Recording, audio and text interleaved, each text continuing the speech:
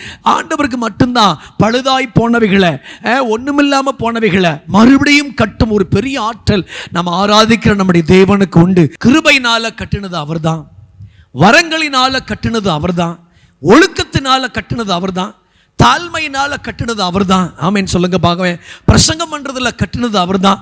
கர்த்தருக்கு ஸ்தோத்திரம். நம்ம ஒரு மாதிரி இருந்தோம், காட்டு ஒலிவ மரமா இருந்த நல்ல ஒலிவ மரமாய் கட்டினது அந்த தேவனாகிய கர்த்தர் தான். அவர் நம்மை கட்டுவார். ஒரு காரியம் நமக்கு தரப்பட்டா அதில் செய்கிறதுல வல்லவர்களா இருப்பதற்கு கர்த்தரிடத்துல ஒரு கிருபை தருவாராக. எவ்வளவு பெரிய பாவியும் தூக்கி எடுக்கிற இடம் தான் அந்த புல்பிட்.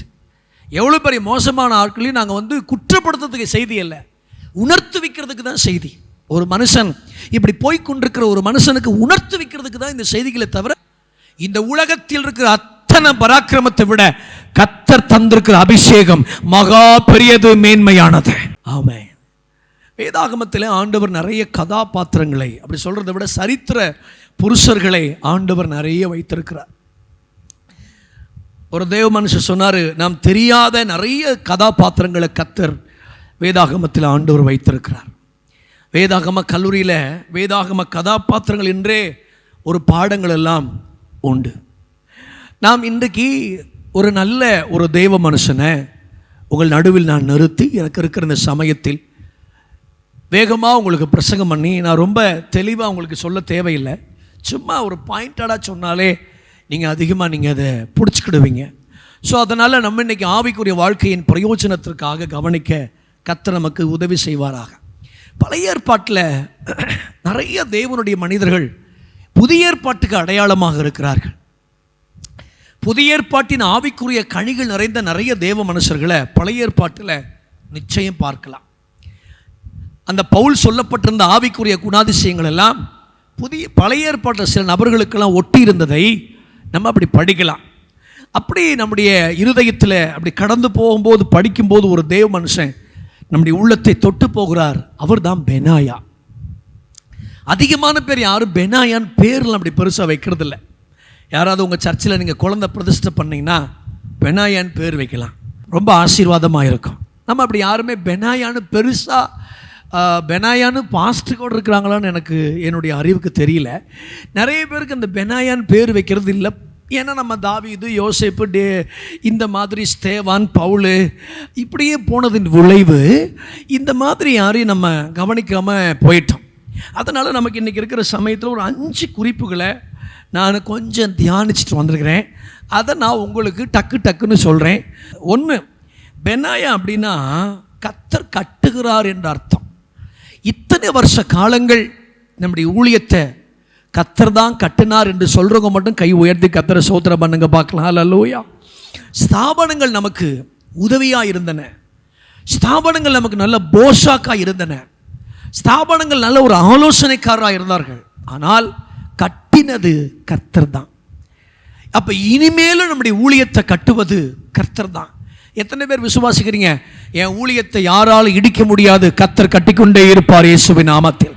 நாளுக்கு நாள் வளர்ச்சி தான் ஆகுமே தவிர யாரும் இடிக்க முடியாது. எந்த பணக்கார விசுவாசியும் கர்த்தருக்கு தந்திருக்கிற ஊழிய தரிசனத்தை உடைச்சிட முடியாது. யாரோ ஒரு சிலர் எழும்பி போய் கூட ஊழியத்தில் அவப்பெயர்களை உண்டு பண்ணி கூட ஊழியத்தை யாரும் உடைக்க முடியாது. ஏன் ஊழியத்தை யாரும் உடைக்க முடியாது? அரசாங்கம் நினைச்சா கூட ஏன் ஊழியத்தை யாரும் உடைக்க முடியாதுன்னா, இந்த ஊழியத்தை கர்த்தர் கட்டுகிறார். கரங்களை உயர்த்தி ஆமேன் சொல்லுங்க பார்க்கலாம். ஆமென். கர்த்தருக்கு ஸ்தோத்திரம். பல சமயத்தில் யாராவது இடிச்சிருவாங்களோன்னு நினைக்காதீங்க. சில சம்பவங்கள், சில அசம்பாவிதங்கள் ஏதாவது நடந்துருச்சுன்னா ஊழி இடிஞ்சிருவோம் நினைக்காதீங்க. ஆண்டவர் நிர்மூலமானவைகளை, பாழானவைகளை, பாழ்பட்டு போனவைகளை, இனி தேராதுன்னு சொன்னவைகளை எல்லாத்தையும் ஆண்டவர் நிச்சயம் கட்டுகிறார். பைபிளில் ரொம்ப அழகாக சொல்லப்பட்டிருக்கிறது, மறுபடியும் கட்டுவிப்பார்.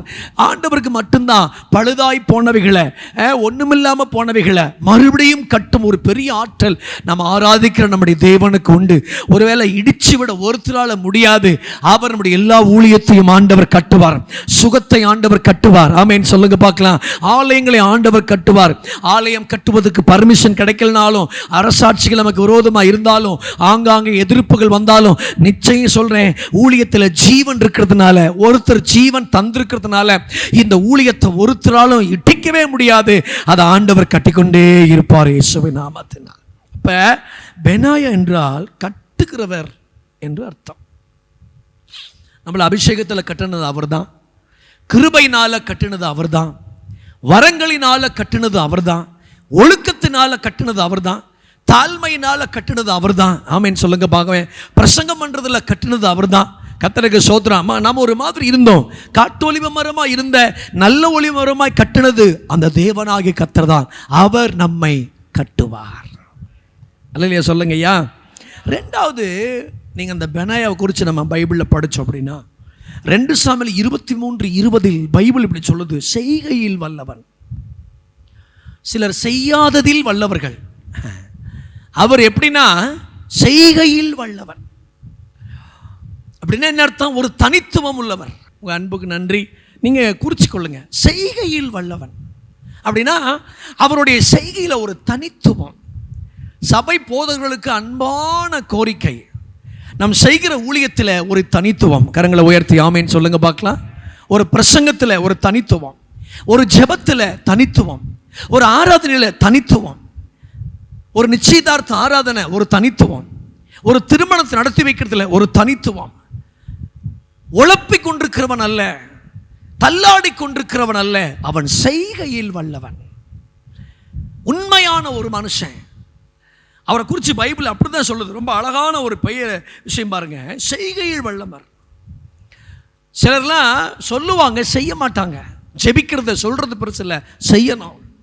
ஆராதிக்கிறத செய்யறது பெருசு இல்லை, சொல்லணும். வெள்ளியும் பொன்னும் என்னிடத்தில் இல்லை என்று அந்த சப்பானிக்கு முன்னாடி பேதுரு யோவான்னு சொல்லுகிறார்கள். அந்த சப்பானி திரும்பி பார்க்கிறாரு, பார்த்தா அந்த 2 தேவ மனுஷன் வெள்ளியும் பொன்னும் இல்லை, அவர்கள் செய்கையில் வல்லவர்கள். ஆமேன்னு சொல்லுங்க பார்க்கலாம். நிறைய பேர் வாழாததுனால அநேக கிறிஸ்துவுக்காக வாழவில்லை. நான் உங்களுக்கு சொல்றது புரியுதுங்களா ஐயா?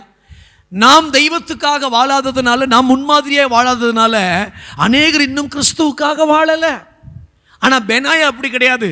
அவருக்கு ஒரு பொறுப்பு தந்தீங்கன்னா, ஒரு காரியத்தை தந்தீங்கன்னா, அந்த காரியத்தை செய்கிறதுல அவ்வளோ பெரிய வல்லவர்.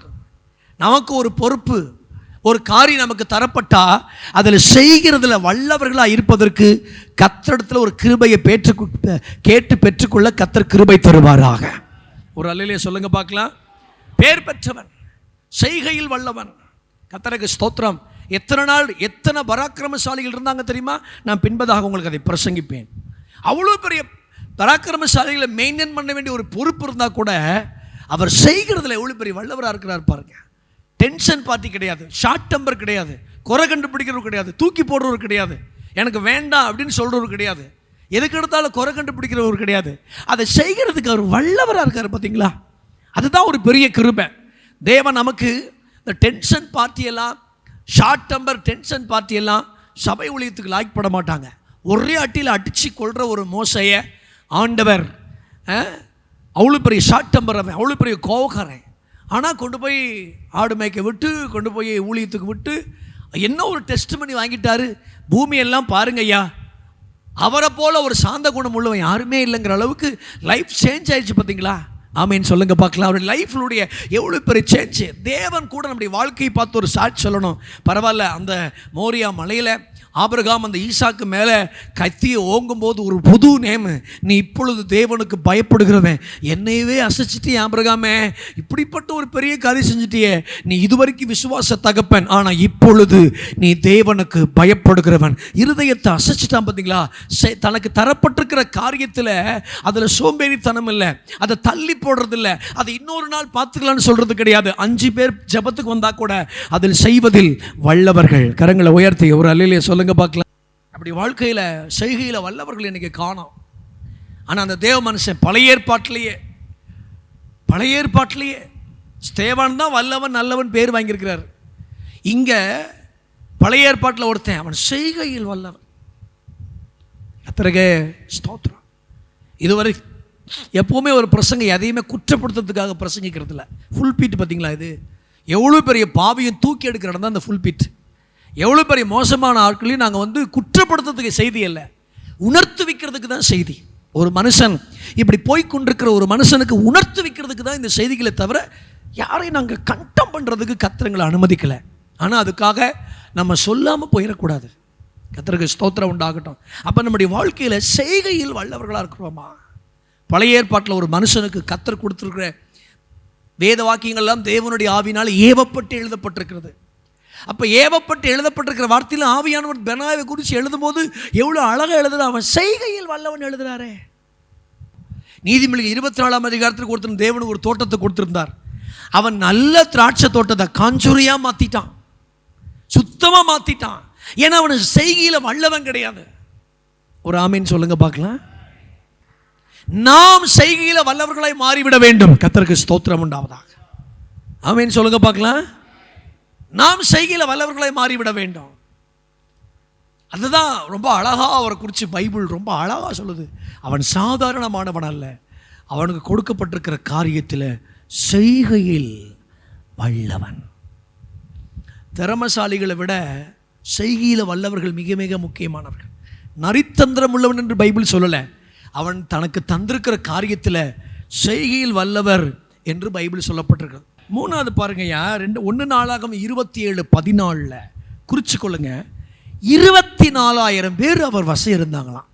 24,000 24,000 பேர் இருந்தாங்களாம். 24,000 பேர் இருந்தும், கவனிங்க, நான் சொன்ன பாயிண்ட் சொல்லலையா, நீங்கள் பாட்டுக்கு எதையாவது எழுதிடாதீங்க. 24,000 பேர் இருந்தும் அவன் தனித்து செயல்படல, தாவீதோடு இணைந்தே செயல்பட்டான். ஒரு ஆமீன் சொல்லுங்க பார்க்கலாம், ஒரு அல்லேலூயா சொல்லுங்க பார்க்கலாம். ஒரு பொதுவாக கொஞ்சம் விவரம் தெரிஞ்சா, கொஞ்சம் திறமை இருந்தா, கொஞ்சம் பாட தெரிஞ்சா, கொஞ்சம் பைபிள் அறிவு இருந்தா தனிச்சு போகிற ஆட்களை நீங்கள் நிறைய பார்க்கலாம் இல்லைங்களா. எனக்கு விவரம் தெரிஞ்சிருச்சு, நான் தனிச்சு போகிறேன் அப்படின்னு நீங்கள் பார்க்கலாம். ஆமீன் சொல்லுங்க பார்க்கலாம். நீங்கள் நிறைய பேரை பாருங்க,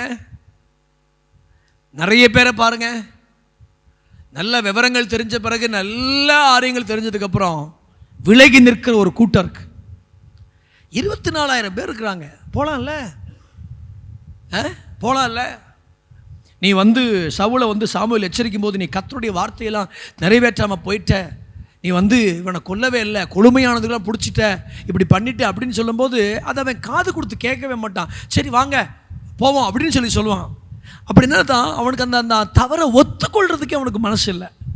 ஆனால் இந்த பெனாயாவுக்கு பாருங்க, அந்த 24,000 பேர் இருக்கிறாங்க. ஐயா, இவ்வளோ பேர் இருந்தோம் அந்த தனிச்சு செயல்படுற ஆவி. நான் எல்லா ஊழியக்காரர்களுக்கு சொல்கிறேன், நம்ம எப்போவுமே இணைஞ்சு இருப்பது ஒரு பெரிய ஆசீர்வாதம் தான். கை உயர்த்தி கர்த்தரை ஸ்தோத்திரம் பண்ணுங்க பார்க்கலாம். ஒருவேளை உங்களுக்கு நல்ல நல்ல ஸ்தாபனங்கள் இருந்தால் பரவாயில்ல, இண்டிபெண்டன்ட் பாஸ்டர் இருந்தீங்கன்னா தயவு செஞ்சு நல்ல ஆவிக்குரிய முதிர்ச்சி உள்ள ஆட்களோட இணைஞ்சிருங்க. இப்போ நம்ம இப்படி ஒரு கேள்வி கேட்கலாம், தாவீதோடு கூட இன்னும் இணையிற அளவுக்கு என்னப்பா இருக்கு? அவன் யுத்த வீரன் கிடையாது, பராக்கிரமசாலி. யுத்த வீரன் வேற, பராக்கிரமசாலி வேற.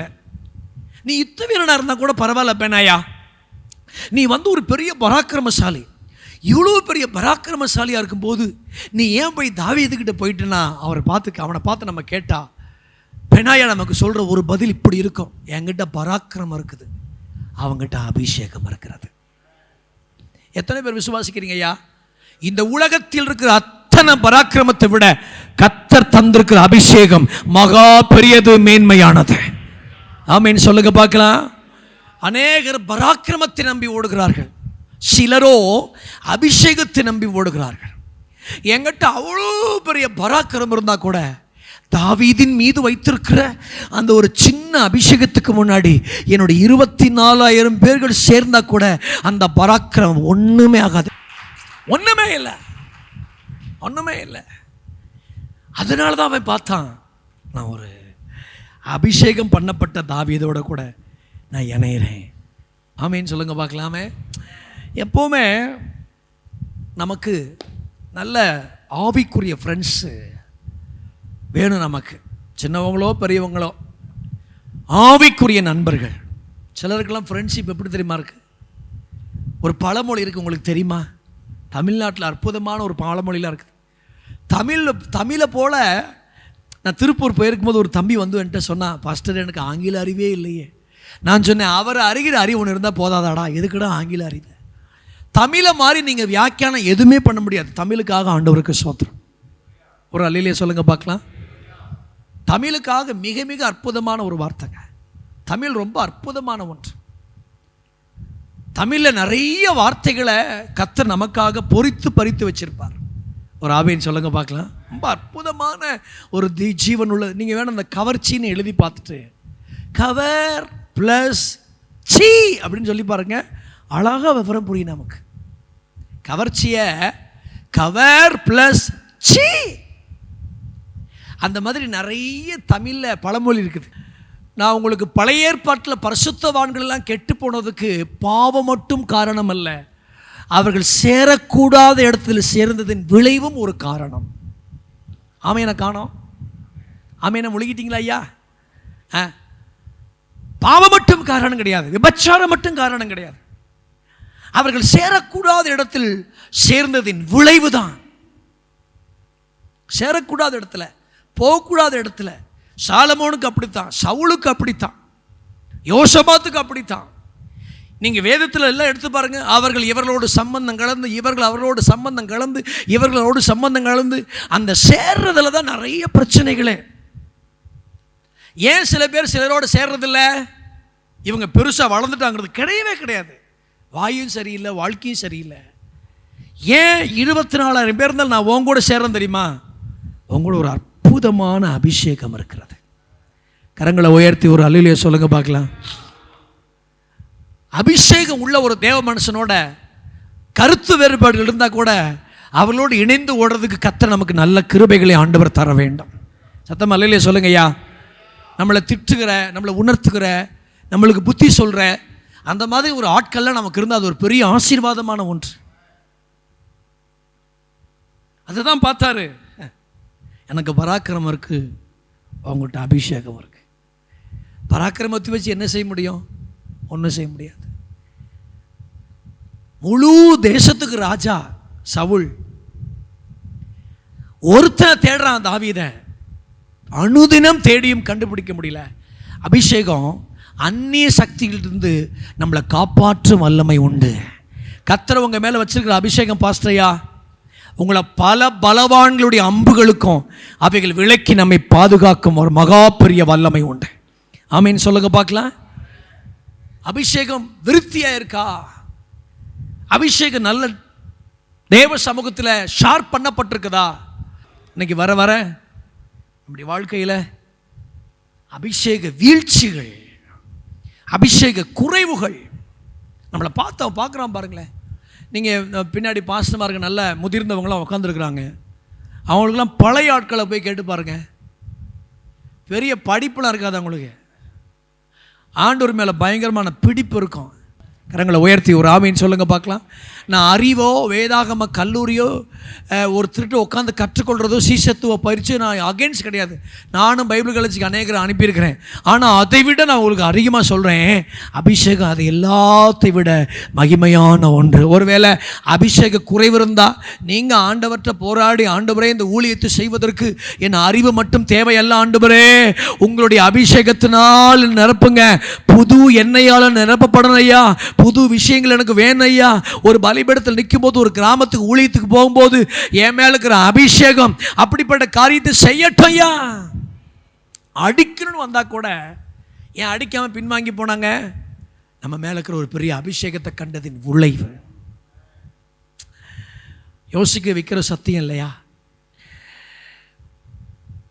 ஒரு நம்மோடு வாழ்கிற, உங்களோடு வாழ்கிற உங்கள் துணைவியார் அம்மா, நீங்கள் பெற்றெடுத்துக்கு தானே உங்கள் பிள்ளைகள், நம் கிட்ட வருகிறதான நம்முடைய சப விசுவாசிகள், நெருங்கி பழகிற நம்முடைய தேவனுடைய பிள்ளைகள், இவர்கள் இன்ன ஜாதியார் என்று நம்மளை பகுத்தறியாதபடி இவர் ஒரு அபிஷேகம் பண்ணப்பட்டவர் என்பதை நமக்கு பகுத்தறிஞ்சாலே அதுவே ஒரு பெரிய ஆசீர்வாதமான ஒன்று.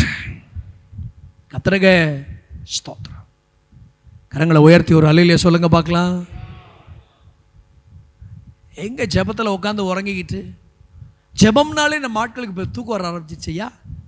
ஜெபம்மா எனக்கா நானா ஒன்றுறோம். ஜெபம்னாலே போச்சு. இப்போதான் ஒரு குரூப்பில் இப்போ நம்ம டிசைனாக எழும்பி வர்றாங்களே, ஜெபம் பண்ண தேவையில்லை, விசுவாச அறிக்கை செஞ்சாலே போதும், ஜெபம் பண்ண வேண்டாம், ஆராதிக்க வேண்டாம், கண்ணீர் விட வேண்டாம்.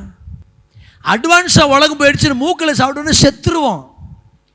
சொல்கிறாங்க அட்வான்ஸ் ஆகுங்க பாஸ்டர், அட்வான்ஸ் ஆகுங்க, அட்வான்ஸ் ஆகுங்க, கவர் பண்ணுங்க. நெத்தியில் போட்டு மண்டையில் பூவே இருதயத்தில் போட்டு போன நல்லடக்கிகள் அவங்களுக்குள்ள பேசுதா இல்லையா? ஈஸியாக சீட்டு கிடச்சிருச்சு எனக்கு.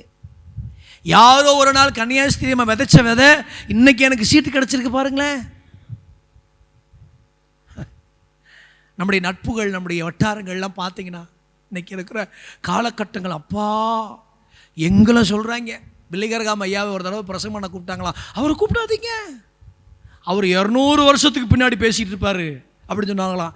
இதை போய் அவர்கிட்ட சொன்னாங்களாம், அவங்ககிட்ட போய் சொல்ல 200 வருஷத்துக்கு முன்னாடி பண்ணி பேசல, நான் 2000 வருஷத்துக்கு முன்னாடி பிரசங்கத்தை பண்ண போகிறேன்னு சொல்லி சொன்னாரா.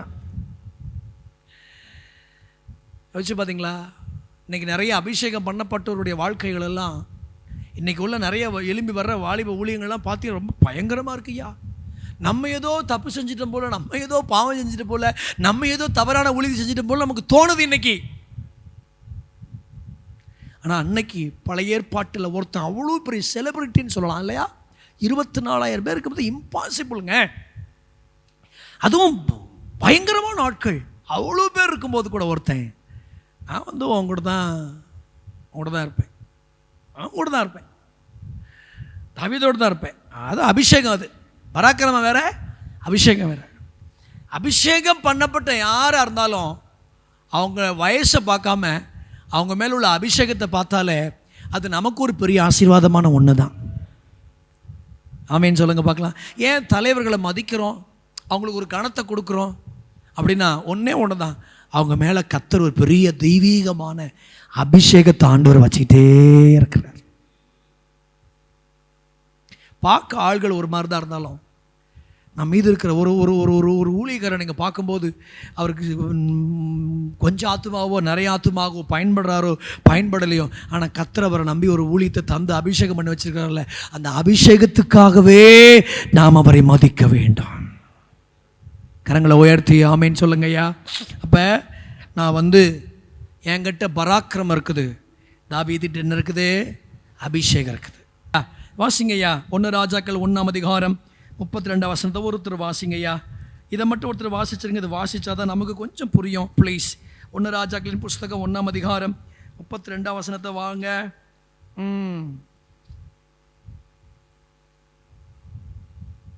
1 ராஜாக்கள்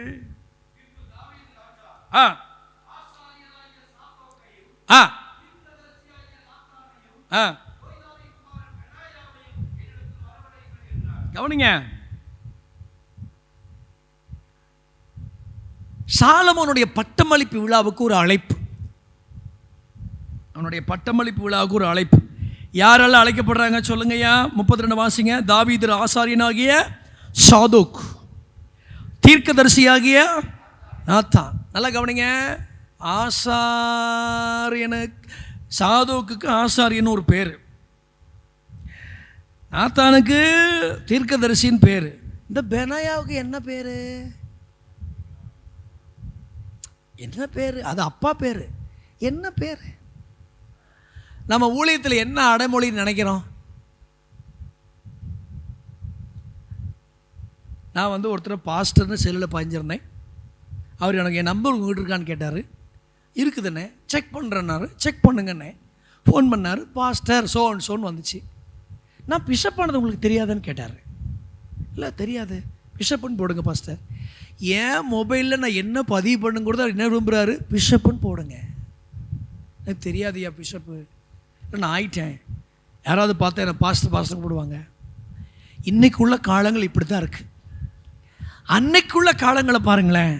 நான் வந்து எனக்குன்னு ஒரு அடைமொழியும் கிடையாது. சாதோக்கு வந்து ஆசாரியர் இருக்கணும், நாத்தான் வந்து தீர்க்கதரிசி இருக்கணும். பெனாயாவுக்கு ஒரு அடைமொழி இல்லையே. உங்களுக்கு தெரியுமா? ஒரு பேர் இல்லைனா கூட, நல்லா கவனிங்க நான் சொல்கிற இந்த ஒரு வார்த்தையை, ஒரு பேர் நமக்கு இந்த உலக சுற்ற மாதிரி பிரபலமானவர், ஆராதனை வேறு, அவர் இவருன்னு அந்த மாதிரி ஒரு பேர் இல்லைனா கூட, மறைமுகமாக கர்த்தருக்கு உண்மையாக வாழ்ந்தா நம்மளை எங்கே கொண்டு வந்து கர்த்தர் நிறுத்தணுமோ அங்கே தேவனே கொண்டு வந்து நிச்சயம் நிறுத்துவார். யாருடைய பின்னணி நமக்கு தேவையில்லை, சிபாரிசு நமக்கு தேவையில்லை, அவங்களுடைய காரியம் நமக்கு தேவையில்லாமல் மறைமுகத்தில் நம்ம கர்த்தருக்காக ஒழுக்கமாக இருந்தோம் அப்படின்னா எந்த இடத்துக்கு கர்த்தராக கொண்டு வரணுமோ அங்கே ஆண்டு கொண்டு வருவார். ஒரு தேவ மனுஷன் சொன்னார், நீங்களா போராடி வாங்கினா அதுக்கு பேர் பதவி, தேவனா உங்களுக்கு தந்தா அதுக்கு பேர் பொறுப்பு. ஆமேன்னு சொல்லுங்க பார்க்கலாம். நீங்களா போராடி வாங்கினா அது பதவி, தேவனா தந்தா அது ஒரு பொறுப்பு. பதவி பொறுப்பு இது ரெண்டும் பெனாயாவுக்கு தேடி வருது. அவனையும் அழைங்க. சில நேரம் பாருங்க, சம்பந்தமே இல்லாமல் கர்த்தர் உங்களது சிலத்து கொண்டு போவார். ஏன்னா ஏதோ ஒன்று கர்த்தர் உங்களுக்கு தேவைப்படுதுங்க. எதுக்கு அவர் சில பேர் ரிஜெக்ட் பண்ணாலும் சில பேர் உங்களை செலக்ட் பண்ணுவாங்க. ஏன் தெரியுமா? அங்கே உங்களை கர்த்தர் வச்சிருப்பார். ஒரு அடமொழி உங்களுக்கு தெரியாது, உங்களுக்கு ஒரு அடமொழி இருக்கவும் செய்யாது, பெருசாக யாருமே ரெகக்னைசேஷன் இருக்காது, அவர் ஒன்றும் இருக்காதுங்க, எது இருக்காதுங்க, ஆனால் அவர் இருப்பார். ஆமேன்னு சொல்லுங்க பார்க்கலாம். ஒரு அல்லேலூயா சொல்லுங்க பார்க்கலாம்.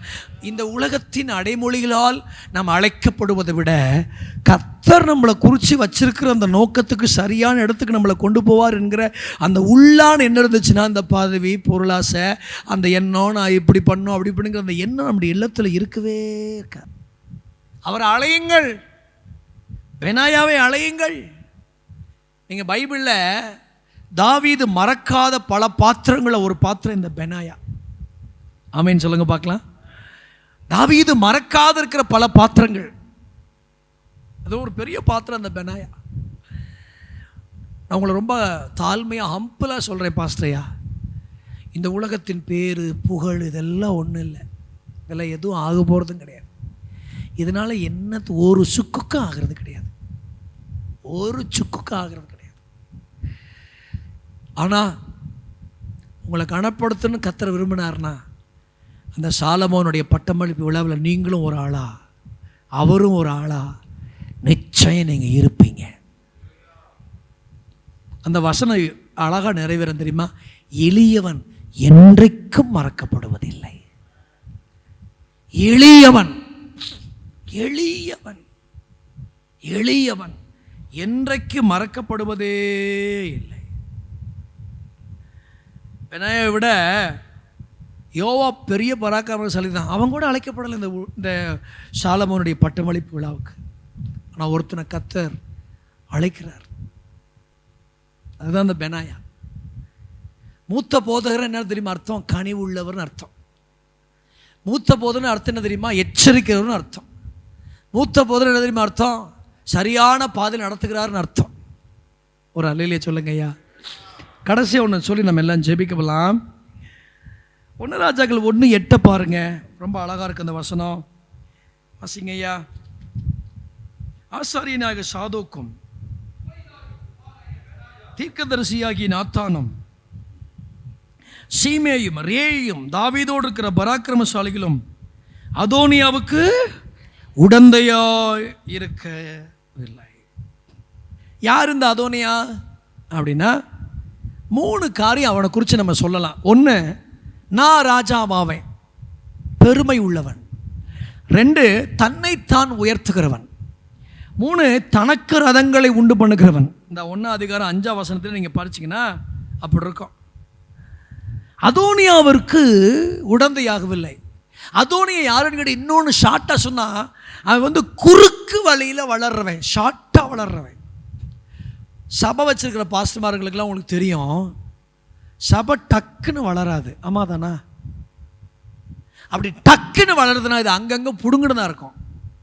ஆனால் வளருதுன்னா சண்டே ஸ்கூல் ஊழியம் பண்ணி, தெரு ஊழியம் செஞ்சு, சுவிசேஷ கூட்டம் போட்டு, கேர்செல் நடத்தி, சுகமளிக்கிற கூட்டம் நடத்தி, இன்னும் என்னென்ன கிருபை வரங்கள் பெற்றுக்கொள்ள கூட்டங்கள் நடத்தி, அங்கங்கே நாயா பேயா அலைஞ்சி திரிஞ்சி, அதுக்கப்புறம் தான் ஊழியம் வளரும்.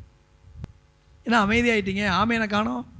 நீங்கள் நேர்வழியில் தானே வர்றீங்க, அப்புறம் நீங்கள் ஆமேன்னு சொல்லுங்கள். நிறைய மினிஸ்ட்ரி ஷார்ட்கட்டு தான். யூடியூப் மூலம், அது மூலம், இது மூலம் ஷார்ட்கட்டு தான். கஷ்டப்பட்டு சம்பாரித்து வச்சுருக்கிற ஆத்துமாக்களை எல்லாம் ஷார்ட்கட் ஆத்துமாக்கள் தூக்கிட்டு போயிடுறாங்க. அது எவ்வளோ நாள் நிலைக்குங்கிறீங்க? கொஞ்ச நாள் இருக்கும். என்ன எழுதி வச்சுக்கிடுங்க, எல்லாம் கொஞ்ச நாள் இருக்கும், எல்லாம் கொஞ்ச நாள் இருக்கும். இந்த அதோனியா, அதான் நீங்கள் ஏன் நான் பெனாயா சொல்கிறேன்னா, அந்த டிசைனிங் ஸ்பிரிட் பார்த்தீங்களா, யார் கூட சேரணும், யார் கூட சேரக்கூடாது, யாருக்கு சப்போர்ட் பண்ணணும், யாருக்கு சப்போர்ட் பண்ணக்கூடாது. நாளை மறுநாள் உங்களுக்கு ஒரு பெரிய சோதனை இருக்குது. யாருக்கு சப்போர்ட் பண்ணணும், யாருக்கு சப்போர்ட் பண்ணக்கூடாது, யாருக்கு ஓட்டு போடணும், யாருக்கு ஓட்டு போடக்கூடாது. அந்த டிசைன் ஸ்பிரிட் உங்களுக்கு தேவை. எவ்வளோ அழகாக இருந்திருக்கா பார்த்தீங்கன்னா. அது என்னையா ஒரு கிருபை உள்ளவர். யார் கூட நான் இருக்கணும், யார் கூட இருக்கக்கூடாது, யார் பட்சத்தில் நான் இருக்கணும், யார் பட்சத்தில் நான் இருக்கக்கூடாது. அப்போ இந்த பழைய ஏற்பாட்டில் ஒரு நல்ல அற்புதமான ஒரு தேவ மனுஷன் ரொம்ப அழகாக சொல்லுது. அவன் இருக்கவே இல்லை, அவன் இல்லவே இல்லை. அதோனியாக்கம் உடந்தையா போகவே இல்லை. அழுத்தங்கள் தவறுகளை செய்ய வச்சிரும். அதுதான் ஆரோன் செஞ்சது. யாத்திராகம் 32 அதிகாரத்தில் அழுத்தங்கள். மோசையை காணோம், என்னாச்சோ தெரியல, மேலே போயிட்டாரு, ஆளை காணோம், எங்களுக்கு முன்னாடி ஒரு தெய்வத்தை உண்டு பண்ணு, அதுக்கு தேவையான எல்லா கண்ணணிகள் எல்லாம் நாங்கள் பொன்னணிகளை கழட்டி தரணும் போட்டு அவனை அழுத்த அழுத்த அழுத்த அழுத்த ஒரு கன்றுக்குட்டி வந்துருச்சு. ஊழியத்தில் நம்ம கவனமாக இருக்க வேண்டிய ஒரு பகுதி அழுத்தங்களில். பல நேரம் நம்மளை அழுத்துவார்கள், பேரண்ட்ஸை கூட அழுத்துவார்கள், பிள்ளைகள் கூட அழுத்தங்களை நமக்கு தரும். அழுத்தங்கள் நம்மை ஆளுகை செய்யாது இருக்கணும். அதுதான் பெனாயாவுக்கு. அவன் கூட அந்த அழுத்தங்களில் ரொம்ப எஸ்கேப் ஆயிட்டான். நான் இருக்க மாட்டேன்ப்பா, நான் உனக்கு உடந்தையா இருக்க மாட்டேன். சில நேரம் முடிவெடுக்கிறதுல பெனாயாவின் ஸ்பிரிட் நமக்கு தேவை. கை உயர்த்தி கர்த்தரை ஸ்தோத்திரம் பண்ணுங்கய்யா, ஒரு அல்லேலூயா சொல்லுங்கய்யா. அதாவது திடமான ஒரு ஸ்பிரிட். அதை குறித்து என்ன தப்பு நானாலும் பரவாயில்ல, ஆனால் அந்த நேரத்தில் நான் ரொம்ப திடமான ஸ்பிரிட், நம்ம ஒரு நல்ல ஒரு ஸ்டடியான ஒரு முடிவை நம்ம எடுப்பதற்கு இந்த பெனாயாவை போல கர்த்தர் நமக்கு கிருபைகளை ஆண்டவர் தருவாராக. 1 ராஜாக்கள் 2 அதிகாரம் 35 வசனத்தை நீங்கள் படிச்சிங்க அப்படின்னா, 2 அதிகாரத்தில் 35 நினைக்கிறேன், ஒரு நிமிஷம் இருங்க, அதுதான் நான் சொல்கிறேன். 35. அவனுக்கு பதிலாக ராஜா யோய்தாவின் குமாரன் பெனாயாவை இராணுவத்தின் மேலும் ஆசாரியனாக சாதோக்கை அபியத்தாரின் ஸ்தானத்திலும் வைத்தான் என்று பைபிள் சொல்லப்பட்டிருக்கிறது. 1. 2 அதிகாரம் 28 வசனத்தை குறித்துக் கொள்ளுங்களேன். 2 அதிகாரம் 28 நடந்த இந்த செய்தி யோவாபுக்கு வந்தபோது அவன் கர்த்தருடைய கூடாரத்திற்கு ஓடிப்போய் பலிபீடத்தின் கொம்புகளை பிடித்து கொண்டான். யோவாப் அப்சலோமின் பட்சம் சாயாதவனாய் இருந்தும் அதோனியாவின் பட்சம் சாய்ந்திருந்தான். இந்த 2 வசனங்களை நம்ம குறித்து கொண்டா இப்படி ஒரு குறிப்புகள் நமக்கு கிடைக்கும் பைபிள்ல இருந்து. என்ன கிடைக்கும் தெரியுமா? 2 பேருடைய நாட்களில் வேலை செய்தவன் இந்த பெனாயா. தாவீதின் காலத்தில் இருந்தார், சொல்லுங்க, சாலமோன் காலத்தில் இருந்தார் இல்லைங்களா? 2 பேரிடத்துலையும் இவர் இருந்தார். இந்த 2 பேரிடத்துலையும் நடந்த யோவாப்பு தடுமாறினார். ஆனால் இந்த 2 பேரிடத்துல இருந்த இந்த பெனாயா தடுமாற்றம் இல்லாமல் ஓடி முடிச்சிட்டார். கை உயர்த்தி ஆமேன்னு சொல்லுங்க பார்க்கலாம். ஊழியத்தில் ஒரு பெரிய சக்ஸஸே என்னன்னு கேட்டிங்கன்னா தடுமாற்றம் இல்லாமல் ஓடுவது தான்.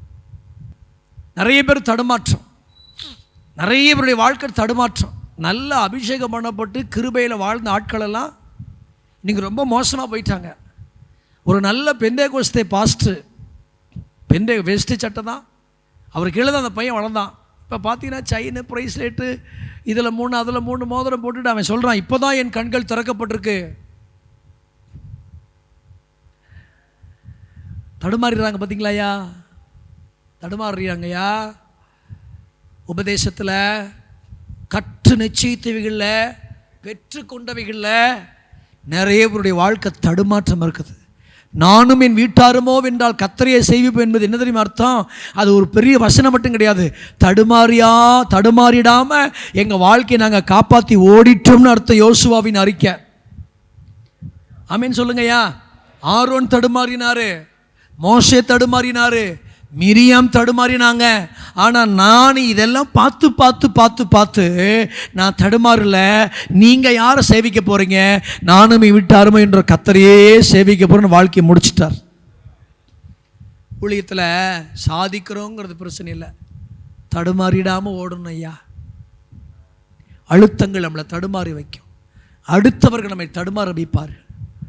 நிறைய நேரத்தில் அப்படி தான் 2 பேர்த்தையும் வேலை செய்த யோவாப் கூட தடுமாறிட்டான். அந்த பெனாயா கடைசி வரைக்கும் தடுமாறவே இல்லை. ஆண்டவருக்கு தேவை இந்த கடைசி நாட்களில் இப்படிப்பட்ட பெனாயாக்களை கர்த்தர் தேடுறார். மதுரையில் அல்லது நம்ம இதை சுற்றிய இடத்துல நம்ம எல்லாம் கர்த்தருடைய ஊழியத்தை நம்மால் முடிந்ததை, நமக்கு தெரிந்ததை, நமக்கு கொடுக்கப்பட்டதை தேவ கிருபையினால் செய்து கொண்டிருக்கிறோம்.